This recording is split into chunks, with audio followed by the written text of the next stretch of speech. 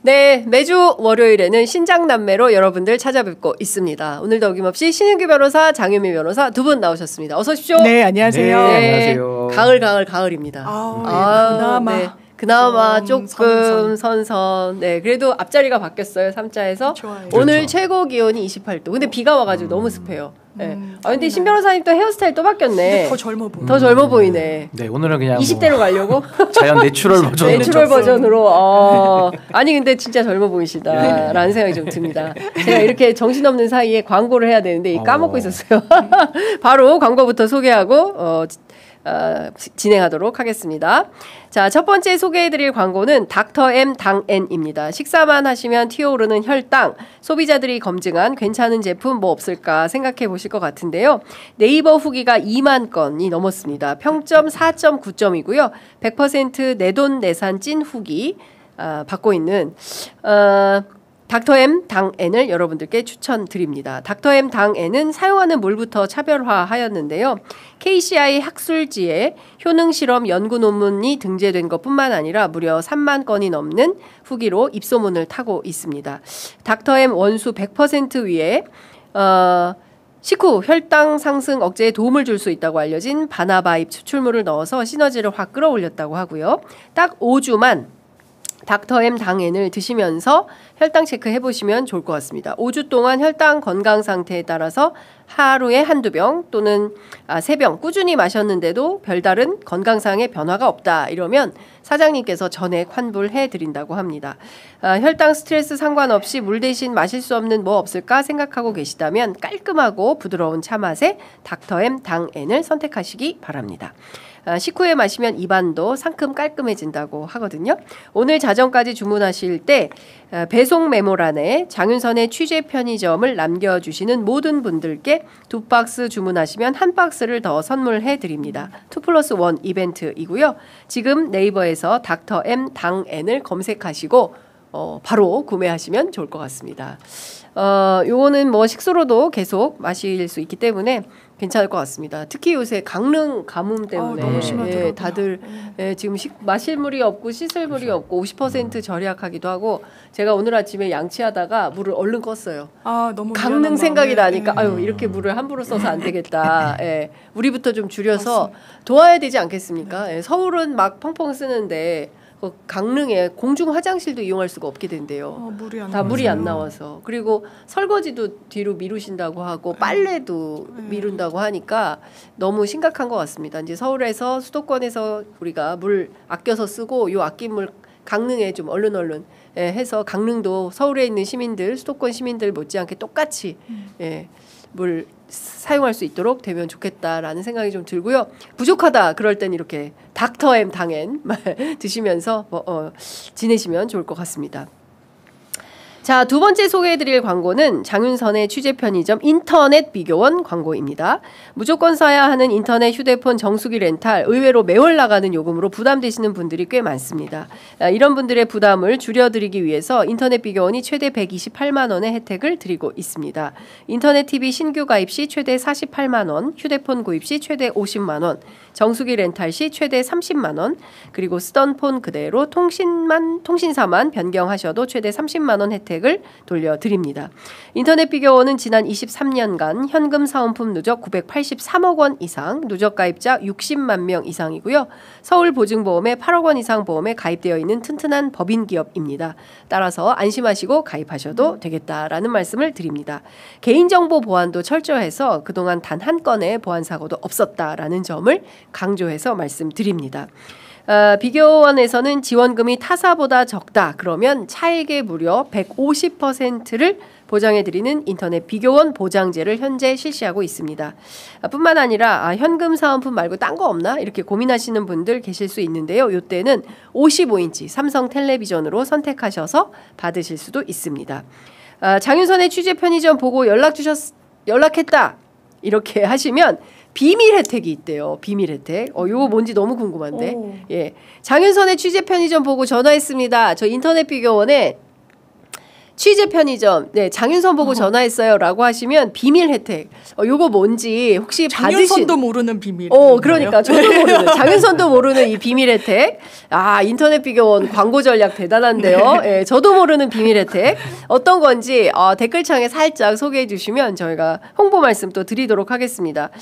자, 비밀 혜택 뭔지 정말 궁금하다. 그럴 때는 지금 1670-2571, 1670-2571로 전화 주시거나 네이버에서 인터넷 비교원 검색하시고 바로 상담 신청하시면 되겠습니다. 나도 전화해보고 싶은데. 뭔지 해보고 싶어요. 해보셔야 될 것 같아요. 한번 해봐야 될 것 같아요. 비밀을 꼭 알려주세요. 비밀을 꼭 알려드리고 싶다. 우리가 또 이 비밀은 우리가 또 취재하는 직업이라 이것도 알아야 된다라는 생각이 좀 듭니다. 자, 저희가 첫 번째로 얘기하기 전에 지금 방금 전에 속보가 10시 02분으로 들어왔습니다. 자, 국가교육위원회 위원장이죠. 이배용. 예. 금거북이 이배용. 예. 금거북이 거북배용. 이 거북배용님께서 방금 전에 국가교육위원회 위원장직을 사임하겠다라는 입장을 밝혔습니다. 이와 같은 상황이 발생한 것에 대해서 송구스럽게 생각한다며 언론에 보도된 내용의 사실 여부는 조사 과정에서 성실히 소명하겠다라고 밝혔습니다.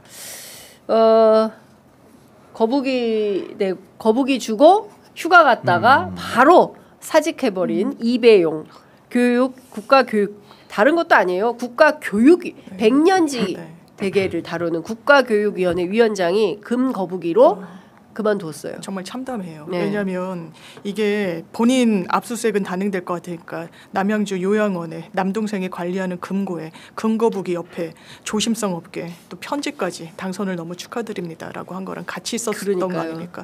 이거 누가 준 거냐? 아, 이배용이 줬구나. 당연히 수사기관이 인지할 수밖에 없고 이배용 씨의 뭐 자택 압수수색 등이 이루어졌는데 정말 그 와중에도 보수 스피커들은 이거 누구한테 준 건지 불분명하다라고 하는데 불분명하면 이배용 씨가 얘기했겠죠. 이 김건희한테 준 게 아니다라고.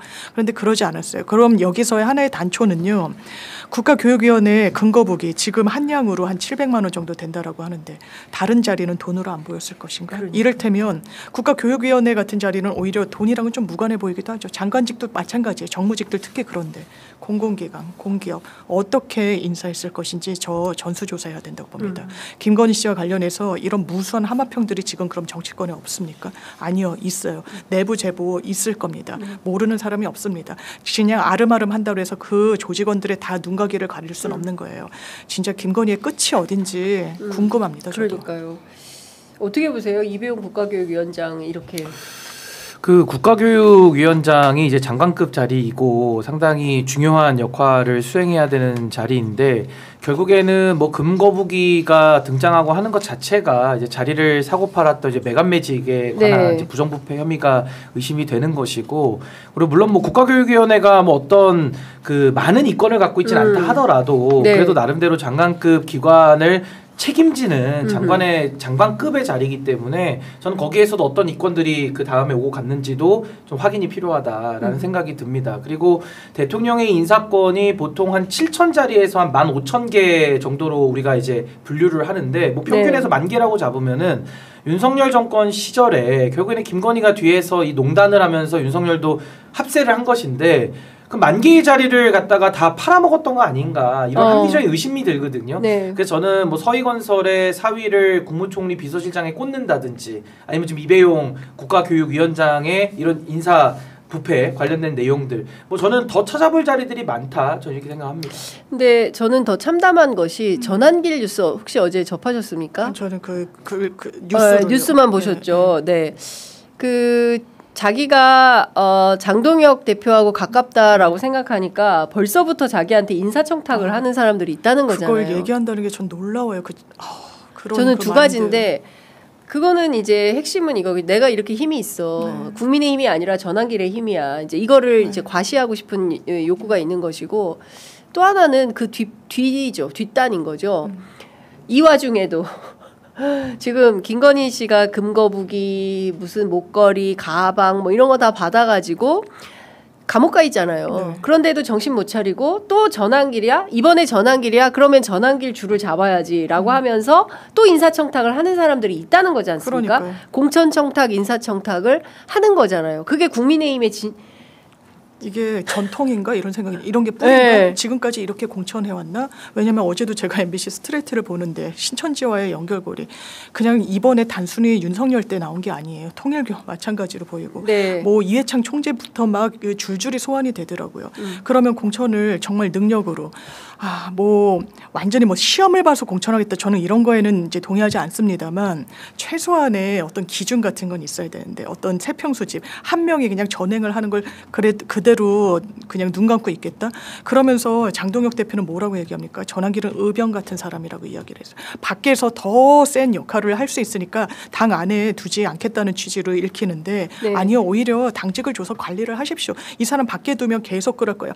대구시장은 이진숙 공천 지방선거 어디는 누구 어디는 누구 그 말을 그러면 장동혁이 완전히 100% 수용 안 할 수 있는 여건이나 됩니까? 지금 국민의힘이 그런 부분과 관련해서 정말 국민의힘의 끝도 궁금합니다. 그러니까 이제 국민의힘이라는 게 이제 공당이라고 부르기는 이제 힘들고요. 네. 결국에는 범죄 조직, 범죄 단체로 봐야 될 것 같은데 그 범죄 단체에서 윤석열, 김건희라고 하는 그 몸통에 아주 중요한 부분입니다만은 그 사람들 빠졌다고 해가지고 이게 사라지는 건 아니거든요. 결국에는 그 자리를 지금 장동혁이 대체하고 있고 또 장동혁이 전환길과 함께 지금 이런 뭐 청탁 얘기들이 막 오고 가고 있고 또 그걸 또 정당화하는 발언들이 쏟아져 나오고 있기 때문에 이게 좋아질 거다, 뭐 어떤 개선이 될 것이다, 바로잡힐 것이다 이런 기대도 없어요. 그렇기 때문에 저는 국민들께서 이제는 윤석열, 윤건희 부부에 대한 정리 다음에는 네. 이제 장동혁과 전환길에 대한 정리 수순으로 가게 되지 않을까 저 그렇게 봅니다. 자, 본격적으로 준비된 토크 얘기를 좀 해봐야 될 것 같은데요. 그 방금 전에 저희가 이제 법무부 장관 정책보좌관으로 간 조상호 네. 변호사 인터뷰를 했는데 댓글창이 어마어마했습니다. 예, 비판이 네가 검사야부터 시작을 해가지고 굉장히 이제 비판이 많이 있었는데 중요한 포인트는 검찰청 문은 닫는다.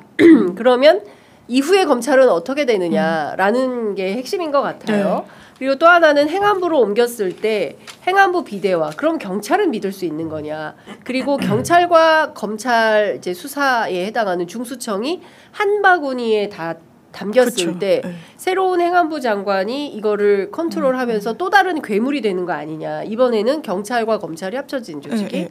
그러니까 우리가 경찰, 검찰 너무나 이근한 수사부터 고문 수사부터 시작해서 너무나 치가 떨리는 군사 독재 시절에 있었던 인권 탄압 수사 그리고 또 윤석열이 보여준 말도 안 되는 이 기가 막힌 상황들이 있기 때문에 경찰도 못 믿고 검찰도 못 믿고 이런 상황인 거예요. 근데 어떻게 하는 게 합리적인 검찰 개혁 아닌 거냐? 우리 그래도 지금 그 민주당 법률위원회 부위원장 전이에요? 네, 네. 지금 전이에요? 전이어도 얘기해도 될까요? 예, 전혀도 얘기하셔도 됩니다. 예. 저는 이제 조상호 변호사의 이야기를 듣지 못했습니다만 네. 이제 정교하게 해야 된다라는 데는 공감을 하고 근데 이제 추석 전이라고 했을 때 그래서 어느 정도 윤곽을 드러냈잖아요. 이거 수사 기소 분리를 한다는 대전제 대원칙은 흔들릴 수가 없어요. 그렇습니다. 그건 가는 겁니다. 심지어 검찰 내부에서 반발도 없어요. 그러면 수사 기소의 분리를 어떻게 정교하게 일단 제도적으로 뒷받침할 것인가의 문제가 있는데 말씀 주신 대로 지금 부패 경제 등으로 해서 뭐 시행령으로 원상복 회복을 많이 이제 한동훈 당시 법무부 장관이 해놨습니다만 수사 권한이 좀 축소가 됐지만 막 지금도 하고 있단 말이에요. 그럼 그 부분을 일단 수사는 완전히 도려내듯이 칼로 도려내서 갖고 와야 돼요. 검찰이 더 이상 행사하면 안 되는 거예요. 네. 그리고 검찰은 공소청의 기능만 하는 거고 검사라는 말 자체를 지금 이제 없앨 수는 없고 이제 헌법의 네. 이 개헌 문제 때문에 그러면 이거를 어떻게 세팅할 것인가가 있는데 법무부 산하에 둘 것인가 행안부 산하에 둘 것인가 경찰과 같이 조율을 할 것인가 왜냐하면 중수청이라는 이름으로 지금까지 검찰이 했던 주요 수사들을 수사할 수 있는 권한을 계속 이어가는 거니까요. 네, 네. 거기에는 아마 현재 검사들이 많이 올 겁니다. 지금 검찰도 공소와 수사가 있는데 이제 공소 유지를 하는 공판부는 비교적 저연차가 가고 뭐 이렇게 약간은 이제 한직이라는 의식이 있고 근데 그 부분이 남아 있고 그러니까 수사를 하고 싶어하는 검사들이 일단 많다는 거죠. 아니 근데 제가 취재해 보니까 뭐 하여간 제가 출처를 밝힐 수는 없지만 검찰 내부의 분위기는 야 검사 타이틀 떨어지는데 내가 왜 중수청을 가냐? 그냥 공소청에 있을 거야. 야 공소청에 있자. 이래서 전체적으로는 공소청에 남는 분위기라는 네. 거예요. 그리고 수사청으로 가는 순간, 중수청으로 가는 순간 검사 타이틀이 없어져. 그러면 이거는 검사 타이틀이 없어지면은 사회적 대우가 떨어져. 그래서 안 간다. 이런 저 충분히 거예요. 그것도 하고 그래서 이제 뭐 유인책이랄까요, 이제 제도 설계랄까요. 그래서 급수를 이제 상당히 좀 높이해서 이제 수사를 할 수 있는 그걸 직급을 나눈다라는 게 그 안에 들어가 있는 걸로 알고 있고. 그래서 아니 지금도 특별 대우를 받고 있는데 거기다가 검사들 급수를 더 쳐준다는 아마 근데 이제 거예요? 연차에 따라서 그 조율은 이제 급수 조율은 좀 있어야 돼요. 일관되게 검찰에서 넘어온 사람들을 한 급으로 뭐 이를테면 5급 이럴 수는 없어 보여서 그거에 대해서도 이제 논의가 이루어지고 있는 것으로 알고 있고. 급수는 어떻게 할 거면? 급수. 그래도 내가 차관급 대우를 받으면서 들어가는 건데. 검사장들은 이제 차관급이고 이제 아마 그 실무선들은 이게 급이라는 게 검찰도 자기네들이 입직할 때 3급이다 이러는데 그건 아니고 사실은 이제 판사들이 이제 3급이고 하니까 자기네들을 준사법기관이라고 얘기해요. 법률 용어는 아니거든요. 그러니까 사법기관에 준해서 이게 거기에 이게 얼추 맞춰가지고 이제 얘기들을 3급이다. 하거든요. 검찰들은. 그래서 그런 부분의 설계가 있고 또 가장 핵심은 이제 보안수사권 또 문제가 있는데 아예 그 부분을 이제 주지 않을 것이냐 검찰이 아니면 줄 것이냐 좀 남길 것이냐 이거는 저는 논의할 수 있다라고 봐요. 왜냐하면 거기에 대해서도 이제 뭐 특히 뭐 인권 변호사, 장애 변호사 뭐 이러면서 이제 대안을 제시한다는 느낌 안 받지만 엄청 이제 비토를 하는 목소리가 있어서 그것도 같이 수용해가지고 이제 버무려야 되는 부분은 분명히 있는 것 같고 다만 이거를 저는 당정이 이견이 있다. 거긴 정말 동의가 되지 않아요. 왜냐하면 세부 사항은 당연히 이견이 있는 거예요. 그렇죠. 그렇기 때문에 토론해야죠. 토론해야 되고. 근데 그 대전제는 이론이 없어. 대전제까지 오는데 우리가 30년이 걸린 거예요. 그렇습니다. 그렇습니다. 재밌네요. 우리는 준 사법기관이어서 판사랑 똑같이 우리도 3급이야. 그런 인식을 제가 그래서 이거 급수는 어떻게 되는 거니까 판사에 맞춰서 한다고 또 그 전직 그 정관 변호사님이 이제 설명해 주시더라고요. 검사들도 똑같이 저기 일반 행정직 공무원 아닙니까? 원래는 그렇죠. 일반 행정직 공무원인데 왜 검사는 그렇게 들어가자마자 특별 대우를 받아야 됩니까? 그렇죠. 그래서 그 부분에 대해서도 이제 많이 본인들도 좀 이제는 더는 이런 걸 기대할 수 없겠다. 옛날에는 이제 지방에 이 부임을 가면 빵빠레를 울리고 막 이랬었다고 그러더라고요. 그러니까요. 뭐 영감님 뭐 이런 대접받고 그 빵빠레도 울리고 했었는데 자 우리 빵빠레는 먹어봤지만 빵빠레는 정말 그런 대우를 울린 적이 없었을 것 같은 신인규 변호사님. 그러니까 이제 검사나 판사들에 대한 지위가 이제 제 또래가 듣기에는 좀 전래동화 같은 얘기죠. 저도 변호사가 됐습니다마는 제가 10년 됐거든요. 벌써 근데 10년 차예요. 제가 변호사 됐을 때만 해도 과거처럼 무슨 뭐 동네에 플랜카드 붙고 이런 거 없습니다. 왜냐면 변호사 너무 많기 때문에 많죠. 그냥 뭐 하나의 자격증 이런 식으로 시대가 바뀌고 있는 거예요. 근데 이제 제가 볼 때는 뭐 과거에 뭐 검사가 오면은 뭐 군수가 버선발로 뛰어나오고 이건 정말 전래동화 듣는 과거에 뭐 한 100명 뽑고 300명 뽑고 할 때 이제 그 얘기니까 너무 오래된 것 같고 사실 지금 굉장히 중요한 얘기를 갖다가 토론 자체가 안 되고 있는 게 전 너무 안타까웠습니다. 왜냐하면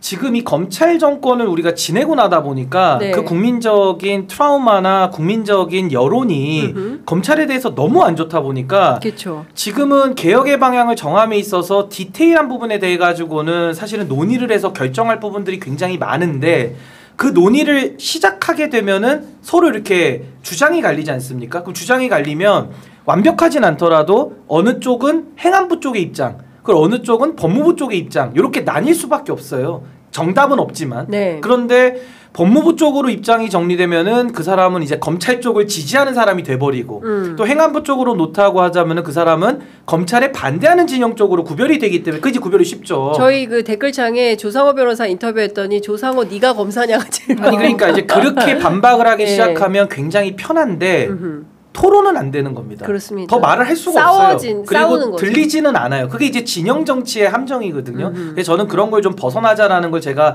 미리 좀 말씀을 드리고 싶어요. 그러니까 한번 얘기를 들어보셨으면 좋겠고 참 반가웠던 게 뭐냐면요. 그렇게 한 2주 정도 굉장히 저는 이제 걱정도 많이 하면서 야 개혁의 방향이 이번에는 문재인 정권 이후에 또 실패하면 안 되는데 정말 걱정을 많이 했는데 다행히도 이재명 대통령께서 대안을 놓고 좀 토론을 해라. 공론을 해라라고 전 말씀을 해주셔가지고 그래도 좀 일부 공론의 문이 살짝 열린 것 같아요. 그래서 그 부분은 굉장히 참 감사한 마음이 있다 이런 생각이 듭니다. 근데 제가 일단 말씀드리고 싶은 거는 일단 더 차차 하겠습니다마는 인적 청산과 제도 개혁을 자꾸 혼동하고 있어요. 그거 구분해야 됩니다. 네, 그래서 인적 청산은 정광석화처럼 하나의 청산하듯이 YS처럼 해야 되는데 이것도 네. 지금 국민들의 눈높이에는 많이 모자르니까 이거는 네. 뭐 저는 법무부에다가 계속 요구를 하시면 될 것 같고 지금 여기서 취재 편의점에서 얘기하려는 것은 인적 청산에 대한 얘기는 아닙니다. 그러니까 자꾸 어떤 얘기를 할 때마다 검찰 오정 얘기가 나온다든지 아니면 윤석열 같은 검사 또 나오면 어떡해요라는 얘기를 하면 네. 더 이상 대화가 안 돼요. 예를 들면 제가 이런 예를 들어볼게요. 지금대로 가면은 경찰 쪽, 행안부 쪽의 수사권이 독점되는 안으로 가고 있거든요. 근데 뭐든지 독점은 안 좋습니다. 그렇죠. 그래서 견제와 균형을 저도 얘기하고 있는 건데 맞습니다. 그럼 경찰 독점으로 갔을 때 제가 이런 얘기를 해볼게요. 이철규, 김석기, 이만희, 윤재옥 이런 사람들 신뢰할 수 있습니까? 그 사람들 다 경찰 출신의 의원들을 제가 지금 얘기를 한 맞아요. 거예요. 네. 그러니까 이런 사람들이 만약에 수뇌부에 있는 경찰이라면 그 경찰은 그럼 눈치 안 보냐? 경찰은 바람 불기 전에 그럼 안 눕느냐 먼저? 먼저 눕죠. 먼저 안 덮을까? 네. 아니면은 위에서 까라면 안 깔까?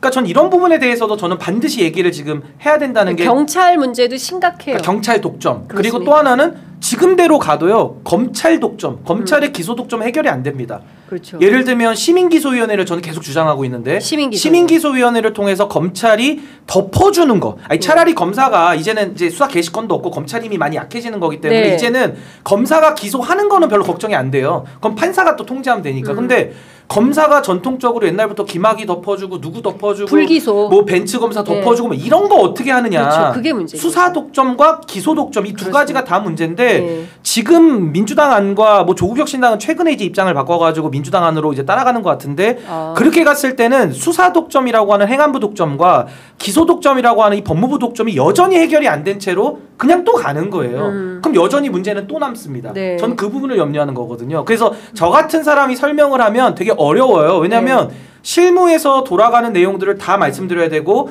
장단점을 비교 분석해가지고 어땠을 때 문제, 어땠을 때 장점, 그러고서 결론을 도출해야 되니까 시간도 많이 필요하고 네. 내용도 좀 어렵습니다. 그러니까 저도 이제 그 근데 검찰 잠깐만요. 근데 요거를 퉁쳐서 어떤 얘기만 해서 만약에 법무부에다가 제가 중수청 놓자라고 말을 여기서 하는 순간 저는 그냥 검찰의 하수인이 돼버려요.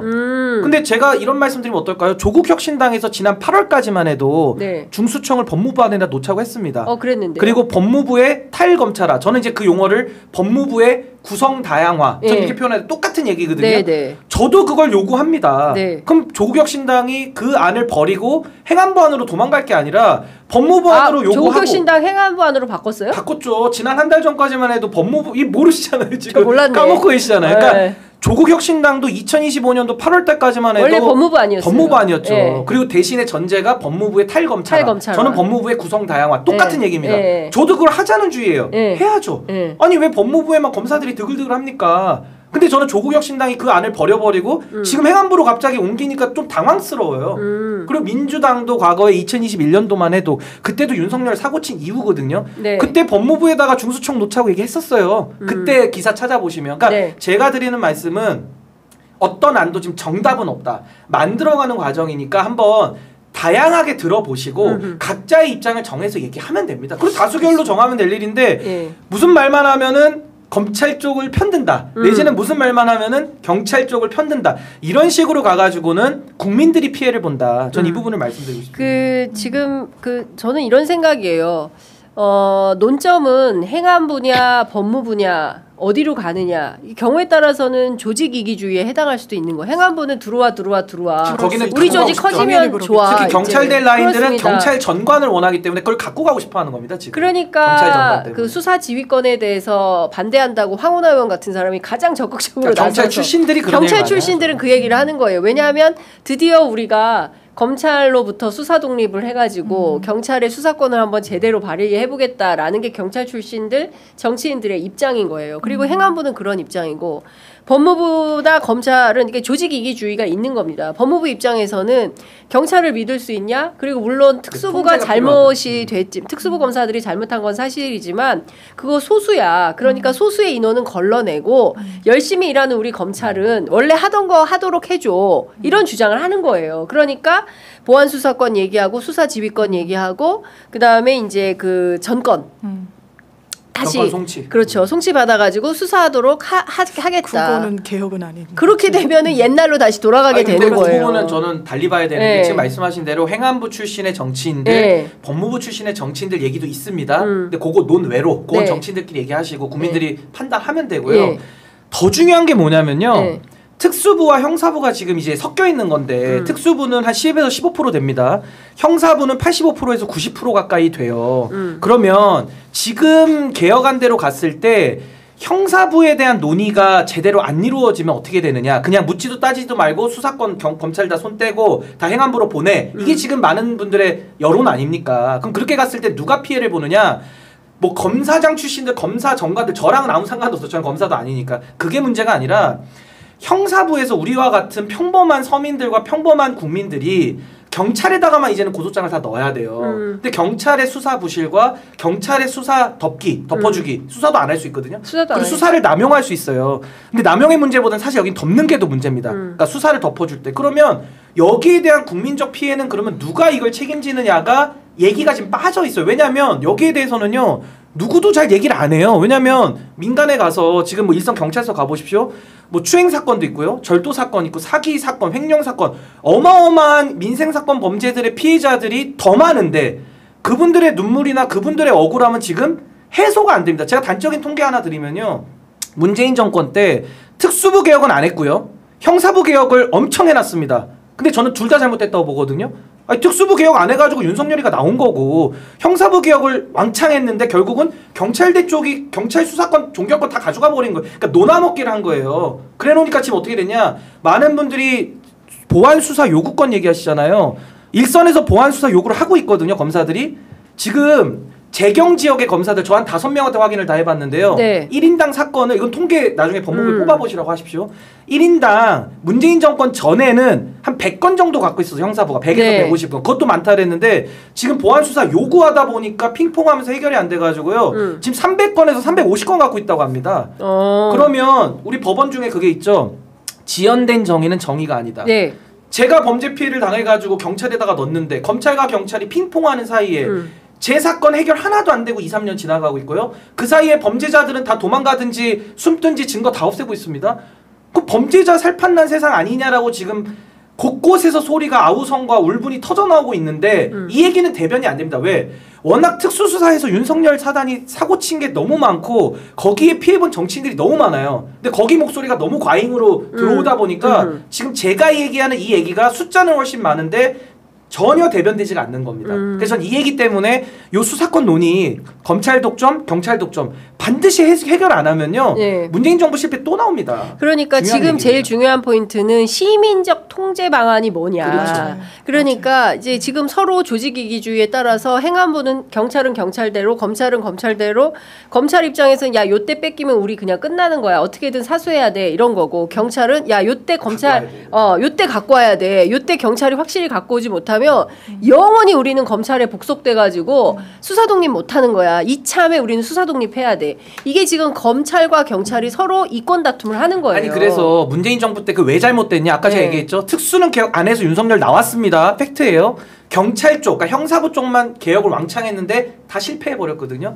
그때 왜 그랬냐면 특수부 검찰 라인들이 지휘 라인, 윤석열, 한동훈, 이원석 이런 자들이 검찰을 장악하고 있다 보니까 특수부 거는 지켜낸 거예요. 그래서 공수처 누더기 만들어버렸고 형사부 쪽은 내준 겁니다. 그 경찰대 출신들의 경찰들이 형사부 거 갖고 간 거예요. 그래서 논아먹기식으로 수사를 하다 보니까 특수개혁 안 되니까 윤석열 대통령 돼버렸고 그 다음에 형사부는 왕창 망가뜨려 놓으니까 일선에서 저같이 정치인 사건이나 기업 사건을 하지 않는 저 같은 민생 사건 하는 변호사들은 원성이 자자한 거예요. 그 민원을 매일 들으니까. 근데 뉴스 어딜 가도 안 따로 이런 얘기를 안 해요. 근데 오로지 취재판이죠. 잠시만요.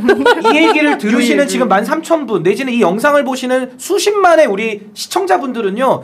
제 얘기를 들으셔야 돼요. 이쪽 얘기가 우리 얘기입니다. 사실은. 근데 이 얘기는 아무도 안 해. 왜? 얘기한다고 해서 뭐 누구 하나 억울하게 만들어도 소리 없이 그냥 묻어지는 겁니다. 안 다루어지니까. 전 그게 조금은 답답한 거예요. 그래서 저는 국민적 편익의 관점에서 지금은 접근을 해야 되기 때문에 특수수사 저는 제일 지금 이해가 안 되는 게요. 특수수사 개혁해야죠. 그때 논아먹고 안 했으니까. 그래서 수사 개시권 없앤다는 거 아닙니까? 중수청 뺀다는 거 아니에요? 더 중요한 거는 공수처 기능 확대에 대해서는 또 아무도 얘기를 안 해요.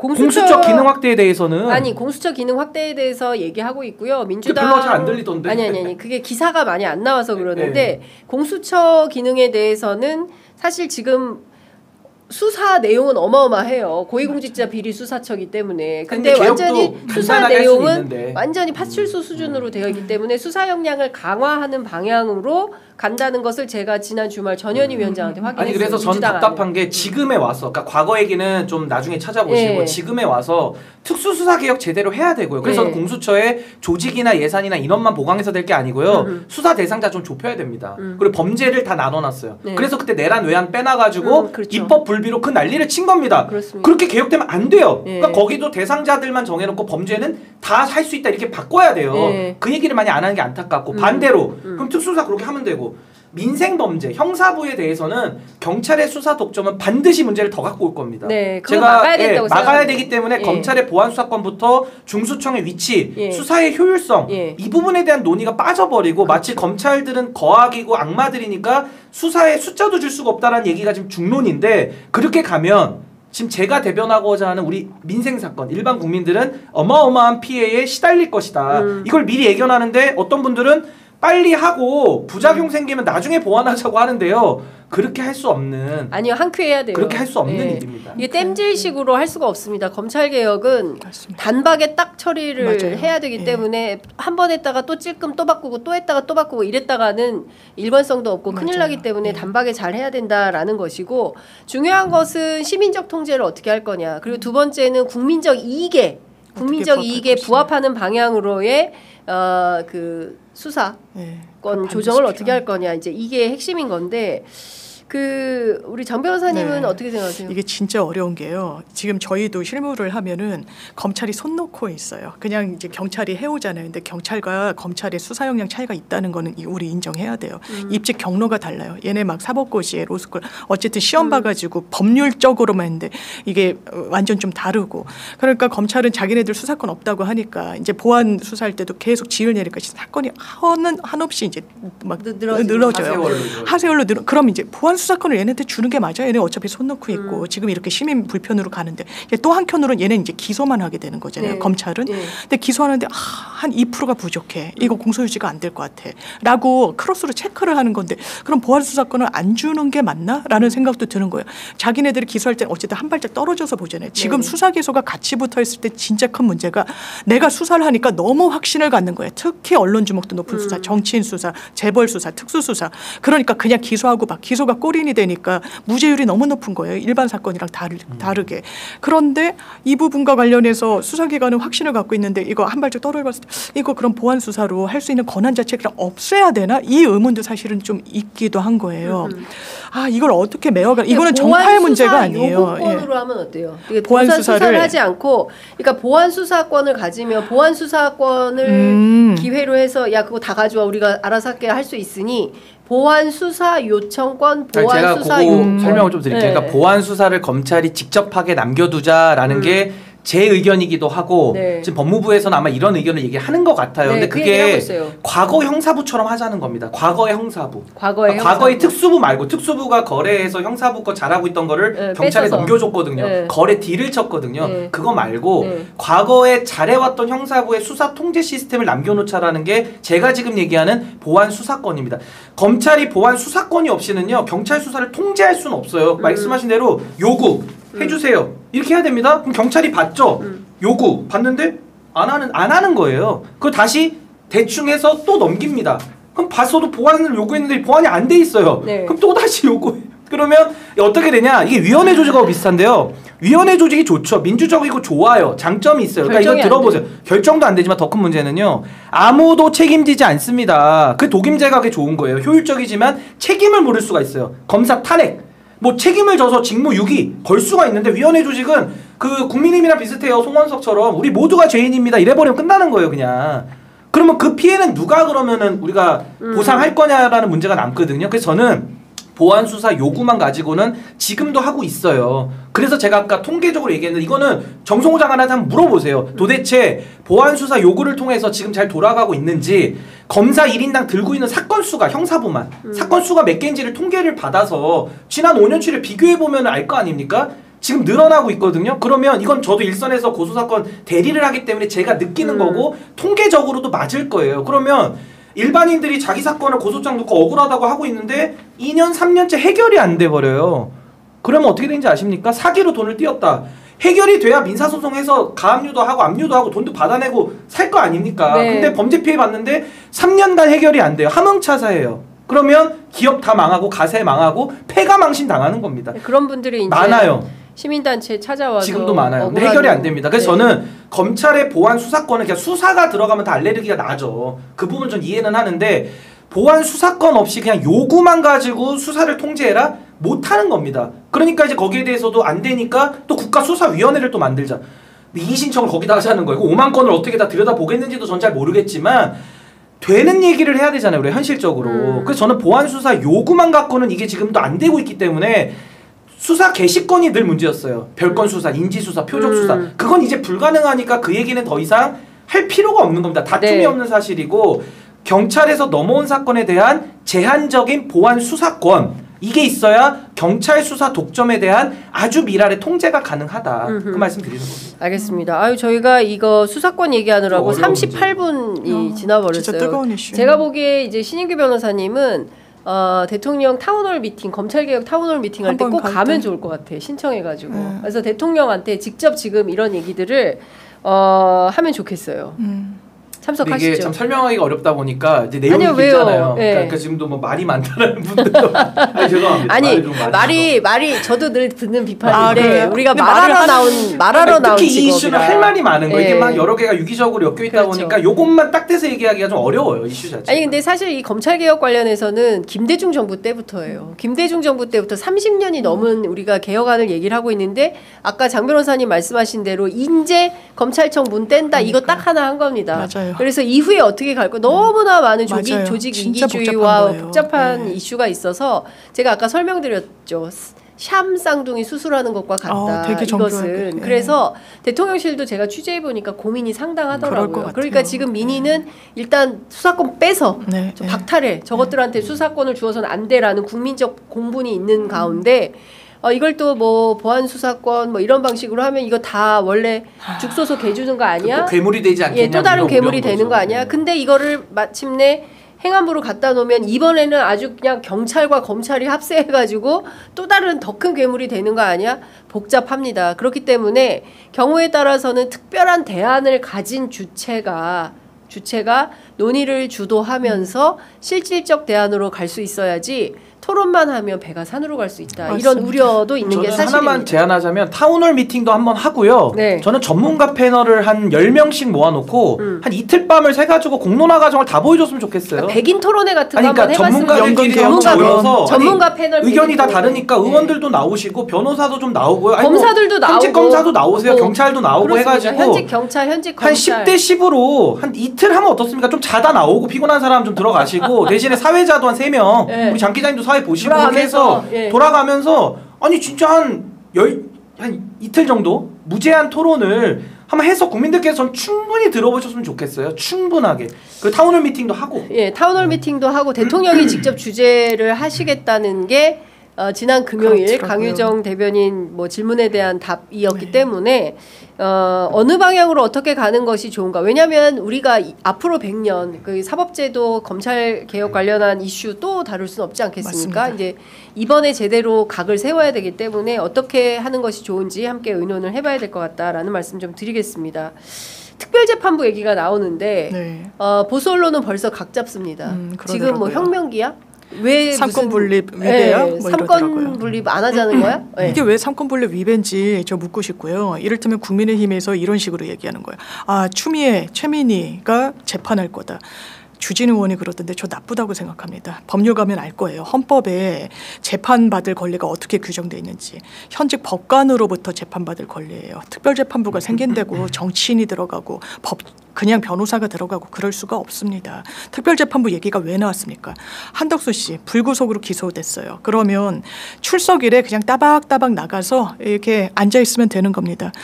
구속에는 물론 유무죄 확정이 아니지만 가벌의 의미가 있는 거예요. 거기에서 완전히 이제 벗어났단 말이에요. 저는 당연하지만 특검이 영장 청구 다시 한번 해봤어야 된다고 생각합니다. 네. 지금 뭐 김예성, 집사 이런 떨거지들은 다 구속기소가 됐는데 국정운영의 2인자였어요. 사인하기 싫다는 국무위원들한테 이거 출석의 의미니까 사인했다는 진술까지 확보됐습니다. 네. 이거 일개 그냥 피의자 보는 사건처럼 하는 그 법관의 그 결론에 동의가 됩니까? 저는 안 됩니다. 그러니까 뭔가 전문성을 갖고 이 큰 틀거리를 가져가면서 여기에 집중할 수 있는 재판부를 만들자는 논의가 왜 상권 분립입니까? 저는 이해가 되지 않고요. 이 논란을 자초한 건 사실 사법부예요. 다만 현실적인 문제상 지금 당장 내란 특별재판부를 만들기는 어렵죠. 이 박찬대 의원이 이 당권 경쟁 국면에서 발의한 법이 있지만 그게 이제 통과되긴 좀 어려운 부분이 있고 예. 그러니까 의원들도 지금 결의 차원에서 이 부분에 대해서 이제 의견 환기를 하고 있는 건데 저는 보수의 프레임에 저는 국민들이 더 이상 속지 않을 거라고 생각합니다. 네. 어떻게 보세요? 아니 저는 내란 특별법을 하자고 제가 지난 2월 달부터 목소리를 오래됐어요. 높였어요. 제가 아마 여기 취재 편의점에서도 과거에 엄청나게 발언했던 게 있을 겁니다. 맞아요. 제가 그때 네. 문제의식 가졌던 게 이 내란에 관여한 인사들이 한 인사, 그 알박기, 그거 놔둬도 되겠냐. 그 사람들이 또 내란 진압을 방해할 거다. 그래서 선제적 조치를 저는 해야 된다고 얘기를 했고 그때 연장선에서 제가 내란 특별재판소가 필요하다. 특별재판부든 특별재판소든 5.18 특별법처럼 내란 특별법을 그렇죠. 해야 된다는 거 2월 달부터 12.3 내란 특별법을 맞아. 해야 된다. 근데 아. 지금 몇 월입니까? 8월이에요. 9월입니다. 9월입니까? 오늘 9월 1일이에요. 그럼 벌써 7개월째 이게 안 되고 있으니까 지금에 와서 또 한덕수 영장 기각돼 하자고 하니까 또 비판을 받는 거예요. 그러니까 이 특판 초장에 제도에 대해서 하려면 빨리빨리 할 때 이걸 제일 먼저 했었어야죠. 민주당이 아니 국회에서. 국회에서. 네, 그리고 저는 국회에서도 의장님께도 몇 번 얘기했어요. 제가 편지도 썼고. 편지 쓰셨어요. 이준석 징계해달라. 그리고 내란과 관련된 국회 차원의 진상조사 특위를 만들어라. 국회 차원에서. 네. 그래야지 이게 총체적으로 정리가 한번 될 거 아니겠습니까? 백서도 나오고요. 근데 그게 지금 안 돌아가잖아요. 신인규 변호사님이 일 많이 하셨네요. 그러니까 전심이 편집을 했다는 없어가지고 얘기 얘기를 힘이 해도 없네. 안 이게- 되겠다. 우리 취재 편의점이 조금 더 힘을 내서 신인규 파워를 키워야 되는 아니 그래서 저는요 네. 이게 내란 특별 재판소가 반드시 필요한 게 내란이라는 이 비상적인 상황에서 비상적 조치가 필요하다는 거에 대해서 누구도 반박하기 힘들어요. 내란을 정리하는 거니까 그렇습니다. 그 두 번째 사법부에서 정리해야 되는데 내란 수괴가 임명한 사람한테 어떻게 내란범의 재판을 맡깁니까? 아니 맞아요? 고양이한테 맞습니다. 생선을 맡겨요? 아니 우리가 알잖아요. 조희대 대법원장. 아니 조이대를 누가 임명했냐고요 조이대를. 그 우리 투표용지에서 이재명 후보 없애려고 했잖아요. 그러니까요. 그 네? 사법살인을 하려고 네, 했고 했던. 저는 그래요. 조이대는 윤석열이 임명한 사람이고 이 사람은 지금 대법관 했고 또 대법원장 했기 때문에 임기도 다 못 채워요. 나이가 많으셔가지고 이제 70세가 되면 2027년도에 나가셔야 되는 분인데 그분을 데려다가 윤석열 하수인 만든 게 지금의 대법원 아닙니까? 제가 예를 들어볼게요. 119 법원 폭동 때도 조이대는 입 다물었습니다. 네. 12.3 내란 특별법 때도 입장 하나 안 냈어요. 문영배 소장하고 비교를 한번 해보세요. 헌법재판소랑. 그렇습니다. 그래서 제가 재판소원 제도까지도 얘기를 했어요. 네. 사법개혁의 일환으로. 예. 뭐 대법관 증언도 뭐 여러 가지 지금 현실적인 문제가 있으니까 그럼 재판소원 제도라도 먼저 좀 하자. 위상을 바꾸자. 이게 제 예. 얘기인데 결론은 판사들의 지금도 뭐 한덕수 기각 나온 걸 보면 헌법소의 의지가 안 보여요. 판사들의. 할 말이 있습니까? 그리고 직위원에 대한 룸살롱 정리했습니까? 조이대에 대한 사법에 대한 그 정치 개입, 사법에 의한 정치 개입. 그거 그때 판사들 한 5-6명 목소리 내더니 지금 다 어디로 갔습니까? 이거 정리 안 하고 어떻게 내란 재판을 믿어달라고 얘기를 해요. 인사권자가 조이대인데 윤석열이 임명한 사람이 조이대인데 어떻게 윤석열이 재판을 맡깁니까? 전 세계에 이런 얘기는 논리적으로 설득이 안 될 거예요. 아마 다른 나라에 대해서도. 그렇죠. 두 번째, 특별재판부가 없냐? 대한민국의 특허법원 어떻습니까? 특별한 재판부예요. 네. 재판법원이 있어요. 가정법원 어떻습니까? 이혼만 해요. 거기서 상속이랑. 행정법원 어떻습니까? 행정만 합니다. 군사법원 헌법에도 나와요. 네. 근데 내란 재판소를 왜 못 만든다는 겁니까? 특별하게. 하고 있는데 나머지들은. 그러니까 저는 논리적으로 보나 국민적 여론으로 보나 헌법소 의지 차원에서 보나 내란 특별법을 안 할 이유가 없어요. 근데 왜 안 합니까? 저는 그게 힘들어요. 안 하는 게 힘들어요. 좀 빨리 해서. 신인규 박수 한번 쳐주고 싶다. 아니 그래서 이런 논란을 미연에 막을 수 있었는데 예. 이걸 못 막은 거는 저는 민주당과 국회의 큰 실책이라고 봅니다. 근데 초반에 있었어야 저는 지금 됐다. 욕을 먹더라도 이거 정리 안 하면 그럼 언제 할 건데 우리 후손들이 또 한번 할까요? 후손들이 내란 한번 또 갖고 아유. 응원봉 또 들고 나가서 또 한번 후손들이 정리해야 됩니까? 안 됩니다. 안 됩니다. 전 안 되잖아요. 예. 장 기자님도 아유. 많이 애쓰셨고 고생하십니다. 여기서 끝내야 됩니다. 그래서 네. 저는 다소 지금 좀 비판을 하는 사람들은 하라 하시고 12.3 내란 특별법을 제발 좀 빨리 만드세요. 이런 게 급한 거예요. 이런 게 그래서 저는 이 부분에 대해서는 논리적으로도 충분히 반박이 가능하기 때문에 전 자신 있게 밀어붙이면 된다 이렇게 봅니다. 그 사실 특별한 사건이었어요. 내란 12.3 비상계엄과 내란은 특별한 사건이었고 대한민국 국민들이 그야말로 40몇 년 만이죠.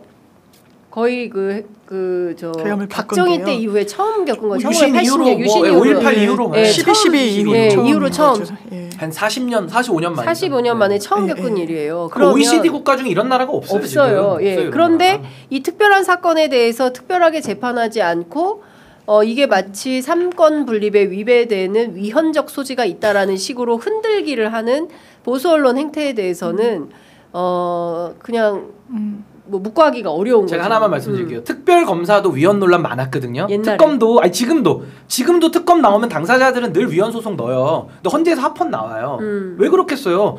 헌법의 테두리 내에서 특별하게 필요해서 특별 검사를 하니까 합헌이 나오는데 그렇습니다. 저는 판사도 마찬가지입니다. 네. 지금 제 논리가 일견 수긍은 되잖아요. 그럼 이것도 그냥 지나가던 사람들 모아가지고 뭐 무슨 인민재판소 만들자는 게 아니라 형식 자체를 판사들에게 뭐 추천권을 줘서 자기들이 뭐 자천을 할 수도 있고 뭐 다른 사람을 추천할 수도 있고 이렇게 받아서 풀을 만든 다음에 판사들 풀을 만든 다음에 뭐 시민사회도 추천할 수 있겠죠. 네. 거기서 랜덤 배정을 한다든지 어떤 조치들을 설계를 하면 되죠. 그렇습니다. 근데 이런 설계 없이 그냥 뭐 우리가 아무나 데리고 와서 뭐 외국인 데리고 와서 하자는 것도 아니고 아니죠. 판사들에 의해서 재판받게 해준다니까요. 근데 지금처럼 조희대, 윤석열 내란 수계가 내란 일으키기 전에 임명한 사실 내란의 준비 작업 아닙니까? 근데 그 판사가 임명한 영장 전담이랑 지기현 같은 사람이 하는 게 이게 말이 되느냐? 여기에 대해서 사법부에게 우리는 자정의 기간을 줬고요. 자정 안 했습니다. 그럼 앞으로도 안 할 것 같아요. 그럼 특별판사 하는 거죠. 이게 왜 위헌입니까? 그럼 위헌을 넣으세요. 합헌 나올 거예요, 제가 볼 때는. 그러니까요. 그러니까 전체적으로 보면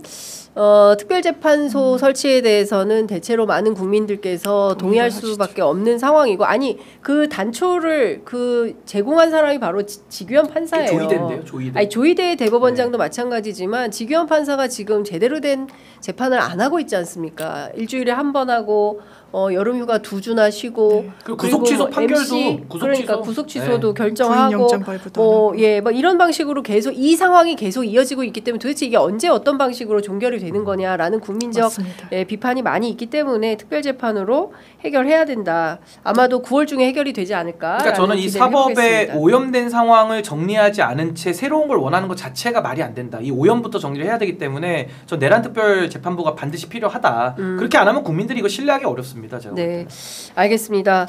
그리고 저희가 오늘 또 얘기를 해야 되는 게 장동혁과 전한길에 대해서 얘기를 좀 해봐야 될 것 같은데 아까도 잠깐 얘기를 해주셨는데 의병이라 그랬어요. 의병이라고 해서 조선일보 인터뷰에서.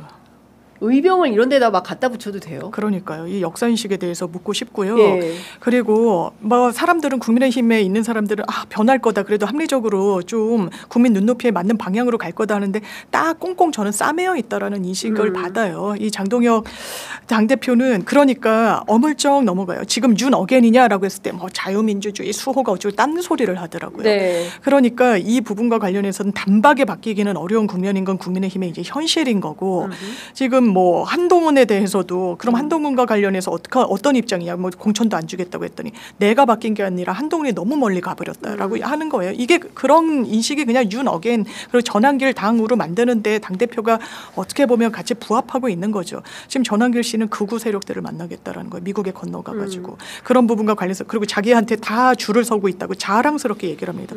누군가는 이게 되게 뭐랄까 자기 프로모션을 잘한다고 하는데 아니요. 이게 국민의힘을 망하게 하는 길이에요. 아니 지금도 공천장사 했다고 대통령 부부가 구속이 돼가지고 재판을 앞두고 그러니까요. 있는데 그걸 가지고 지금 이러고 있다라고 이야기하는 걸 제동을 못 거는 게 국민의힘의 현실이에요. 네. 그렇다면 이런 부분과 관련해서 장동혁에게 기대하기 어렵고 그렇다고 어떤 대안 세력으로 힘이 전혀 있지도 않고 한동훈 전 대표한테 네. 국민의힘은 거의 제 전망은 거의 이제 자동 소멸의 길로 접어들었다고 이제 생각합니다. 근데 자동 소멸이 아니라 더 큰 문제가 생기는 게 저는 이게 그 극우연대의 프레임인 것 같아요. 보니까 뭐 블레어 하우스도 갔더라고요. 근데 거기 무슨 교포라고 하면서 한 여성이 이제 동행해서 설명을 하는 프로그램을 이제 보도를 했던데 전환기 씨가 이제 미국에 가서 이제 극우들 만나고 스티브 배넌도 만나고 신나치 백인 우월주의 대표 주자 있대요. 제코소비액 저는 처음 들어봤는데 뭐 이런 사람도 만난다고 하고 그다음에 한국판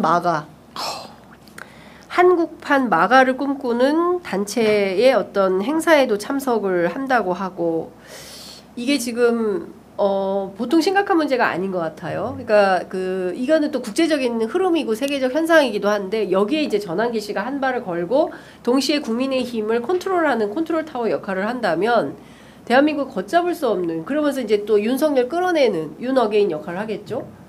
신 변호사님 어떻게 보세요? 굉장히 좀 심각한 현상인 건 맞고요. 네. 이게 뭐 국내 문제로만 끝나지 않고 그때 뭐 서부지법 난동 이런 것도 다시 생각해봐도 얼마나 충격적입니까? 끔찍합니다. 사실은. 끔찍한 일이죠. 어떻게 보면 테러니까요. 네. 근데 이게 지금 국제사회로 뻗어나가면서 이런 정말 이상한 뭐 극우라고 하기도 그렇고요. 저는 반국가, 반체제적 논리라고 생각을 하는데 네, 반체제 논리죠. 근데 이런 것들이 지금 미국과 연대를 해서 결국 대한민국의 합법적인 정부를 끌어내리든지 대항하든지 하는 이런 형태로 가니까 걱정하지 않을 수는 없는 건데 저는 그래도 좀 우리가 차분하게 잘 대응을 해야 된다고 저는 생각을 하고 그렇다면 외교 문제는 일단 이재명 대통령께서 트럼프와 잘 고비를 넘어가고 있으니까 그것도 네. 강훈식 실장께서 또 열심히 또 하시면 전 충분히 가능하다고 보고 국내 정치적으로 결국 이제 제가 한 2년 전에 썼던 보수의 종말이 현실화되고 있다고 저는 봅니다. 근데 그 보수의 종말이라는 게 아름답게 무슨 고요하게 종말되는 건 아니고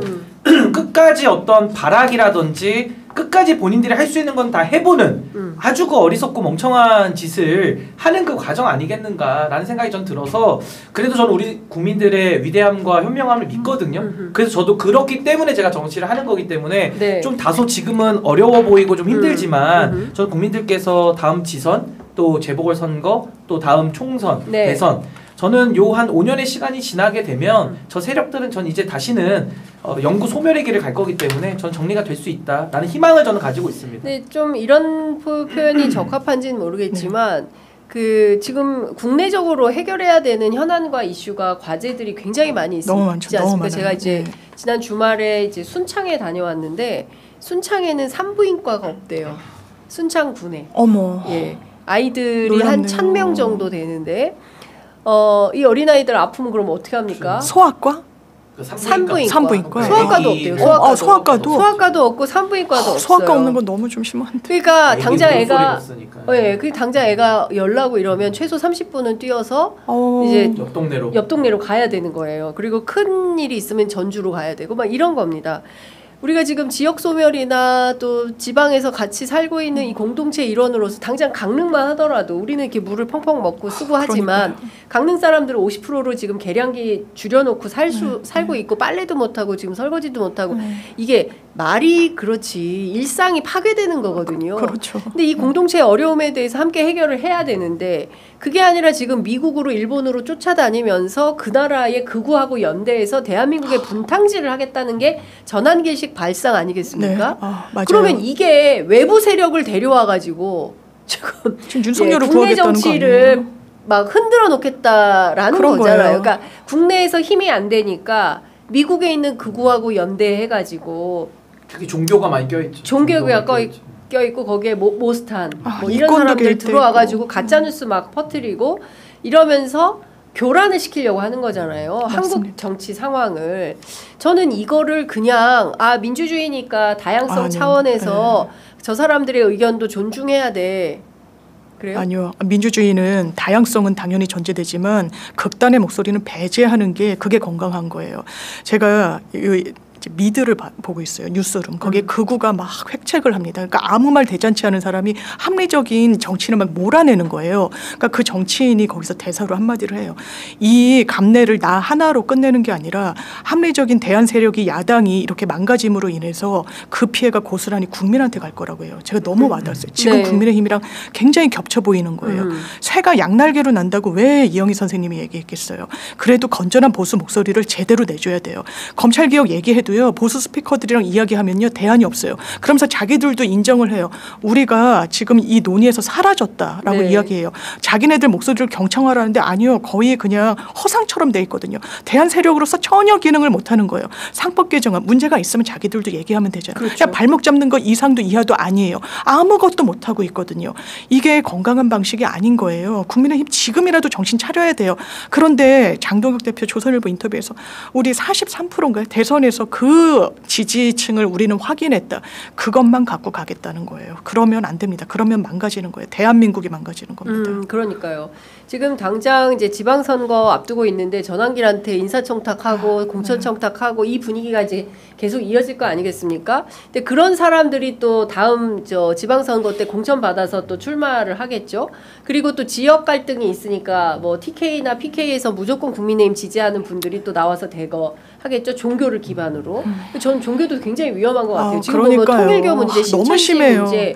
그다음에 근절해야 돼요. 진짜. 극우화된 기독교 문제. 있죠. 네. 보통 심각한 게 아니라 근데 갑자기 생각이 난 게 그 김장환 목사, 이영훈 목사 왜 수사 압수수색 이후에 수사의 진전이 없지? 그러니까 그것도 좀 이제 들여다봐야 나름의 되는데. 뭐 특검 입장에서 뭐 할 네. 일이 지금 또 많아서 후순위로 밀렸을지 아니면 뭐 나름의 부담을 또 느껴서 그러는 건지 그건 우리가 이제 알 수는 없지만 없죠. 안 돌아가는 건 팩트고요. 그렇습니다. 그래서 저는 지금 이게 마지막 발악이라고 제가 아까 표현을 했는데 정말 뭐 아주 그 독성같이 퍼지는 이제 이런 아주 이상한 해괴한 논리들 아니겠습니까? 근데 저는 이게요.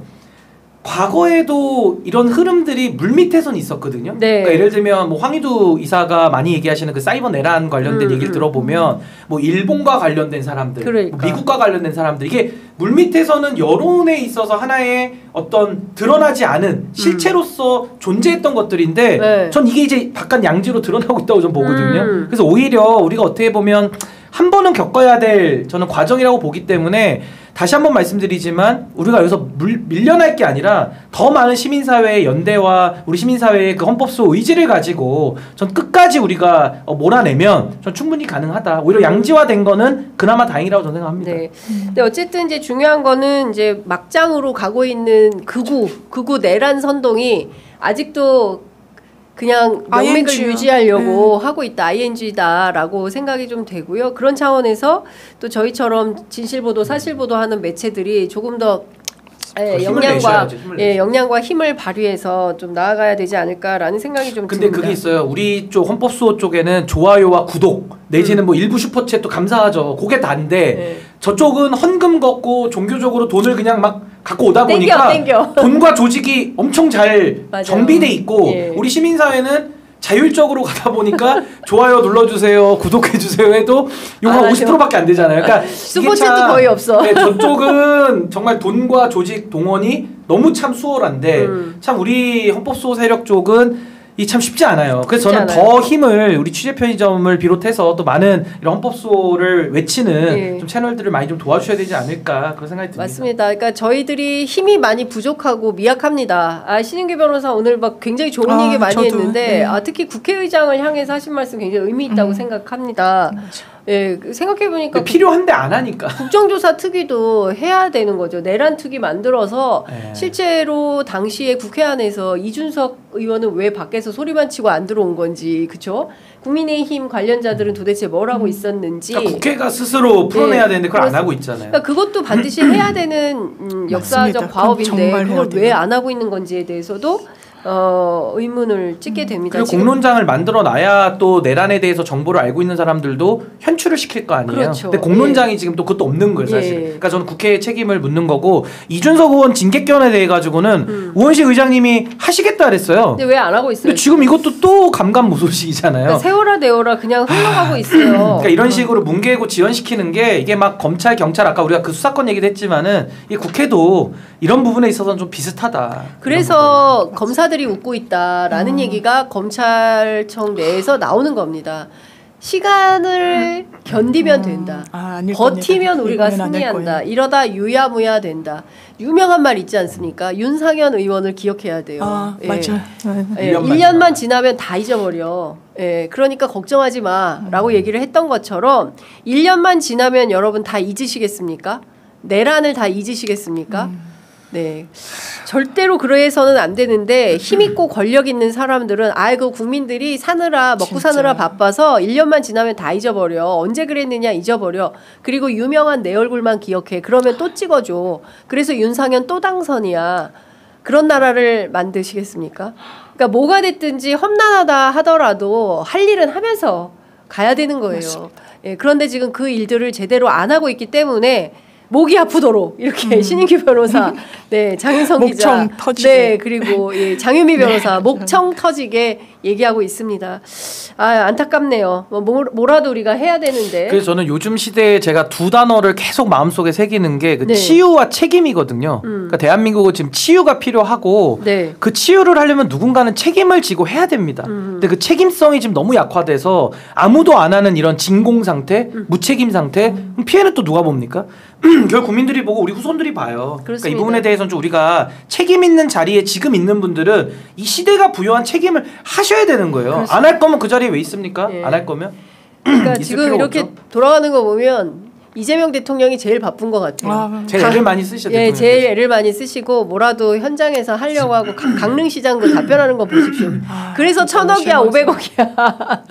예, 그래서 지금 이거 저수지를 낙후 오래된 저수지를 새롭게 만드는데 드는 비용이 얼마야. 그래서 15,000톤은 돼 있고 35,000톤 더 하려면 그 원수는 어디서 가져올 건데 그 비용은 뭔데 끝까지 제대로 된 답을 못하지 않습니까? 너무 실망스러웠어요. 너무 답답했습니다. 그러니까 지금 어쩌면 책임지는 자리인데, 그렇죠. 책임지는 자리. 책임을 지는 자리인데 오죽해야 강원지사 김진태 지사가 나서서 이런 거 아니에요라고 추가 설명을 하겠습니까? 이게 바로 대한민국 권력층의 현주소다. 여러분들이 뽑아놓은 사람들입니다. 다. 예, 여러분들이 투표로 뽑아놓은 사람들이 지금 제대로 일을 하고 있는지 점검을 하고 똑바로 일을 안 하고 있으면 그게 여당이든 야당이든 그렇죠? 그게 누구든지 간에 국민을 위해서 봉사하지 않는 사람들에 대해서는 날카롭게 문제 제기하고 똑바로 당신 일하라 라고 촉구하고 요구할 수 있는 시민의식이 필요하다라는 생각이 좀 듭니다. 아유 막판에 열을 내게 돼요. 너무 중요한 말씀이세요. 네. 중요한 말씀. 네. 자 오늘은 여기까지 네. 하겠습니다. 두 분 말씀 잘 들었습니다. 고맙습니다. 감사합니다. 네, 감사합니다.